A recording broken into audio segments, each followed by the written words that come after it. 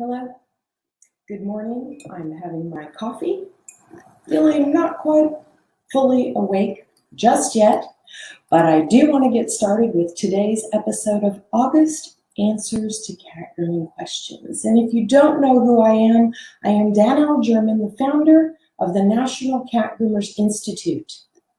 And after opening a feline exclusive salon in South Carolina and rapidly growing my clientele into the thousands, back in the day, before social media was even a thing, I discovered that the pet grooming industry as a whole completely overlooked cat grooming as a viable vocation.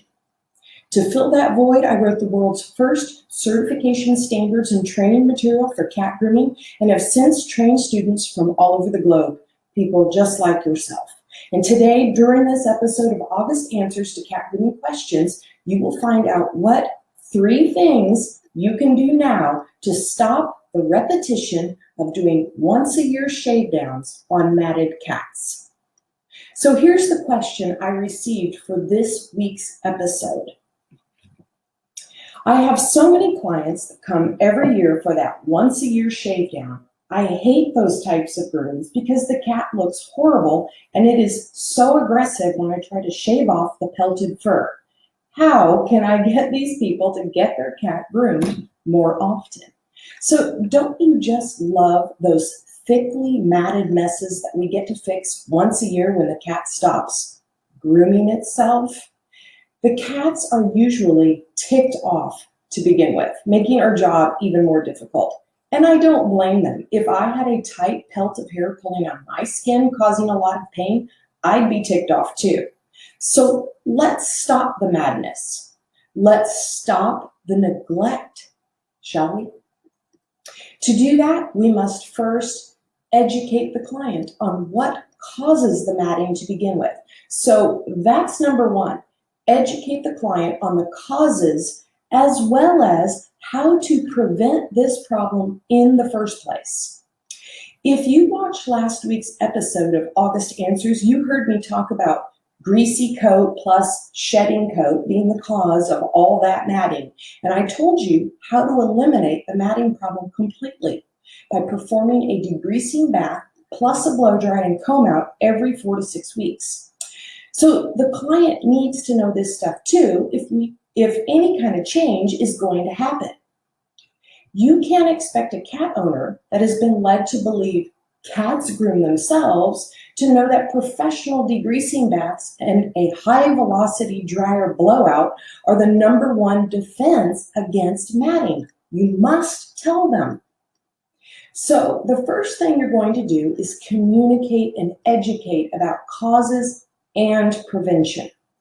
Then secondly, you are going to charge a matting fee or pelt removal fee when you groom a cat in that condition. Did you understand that? You're going to charge a fee for pelt removal or serious mat removal. We are in the service industry, so time is money, is it not?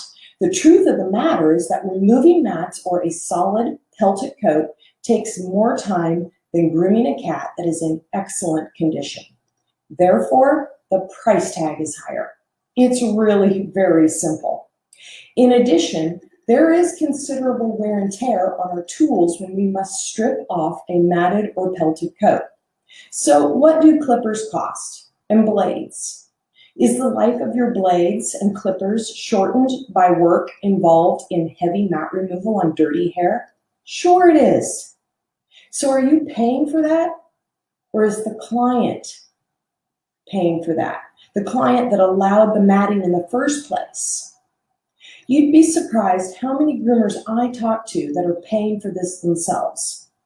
This is such a bad business practice. Stop paying for the outcome of neglect caused by the client.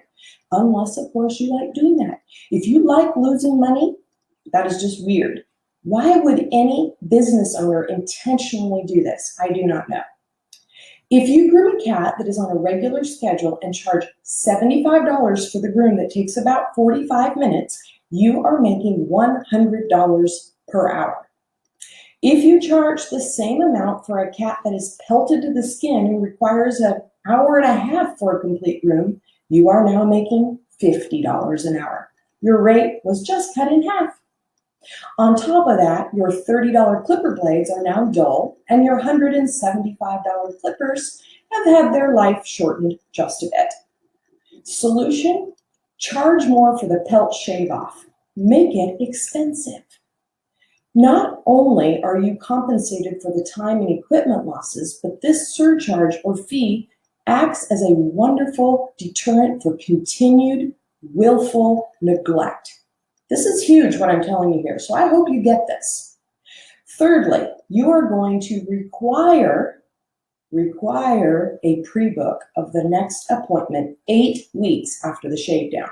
At 8 weeks, the cat has about this much hair length, and that, my friends, is the perfect time to begin the process of continuing and keeping the growing coat in tip-top condition with a regular degreasing bath and blow dry, plus a comb out.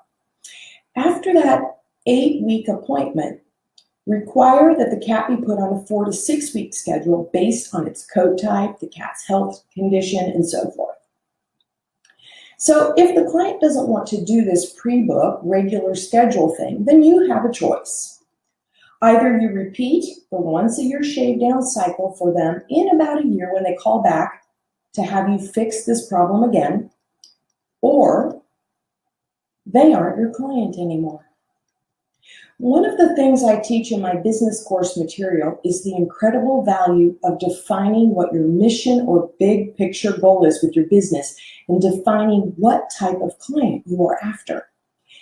If you are after once-a-year shave-down clients that don't listen to your professional advice, then by all means, knock yourself out. Just don't complain that your schedule is full of this type of groom or that none of your clients listen to you. That's totally your fault. If, on the other hand, you wish to build a clientele of fabulous clients on a regular schedule, ask yourself what you are intentionally doing to make that a reality. You really do need to be intentional about this, or it will not happen.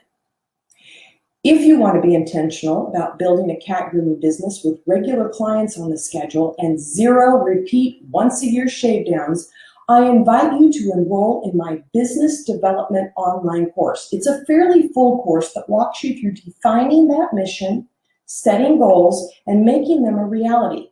You can go through it at your own pace once you enroll, and you can repeat any lessons as often as you like. As with any of our online courses, once you get it, you own it for life.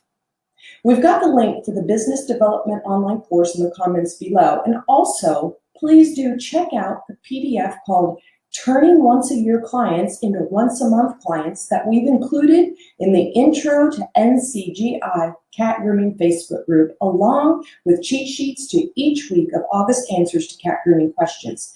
This totally free resource dives deeper into this all-too-real topic and will arm you with excellent information to make this problem a thing of the past.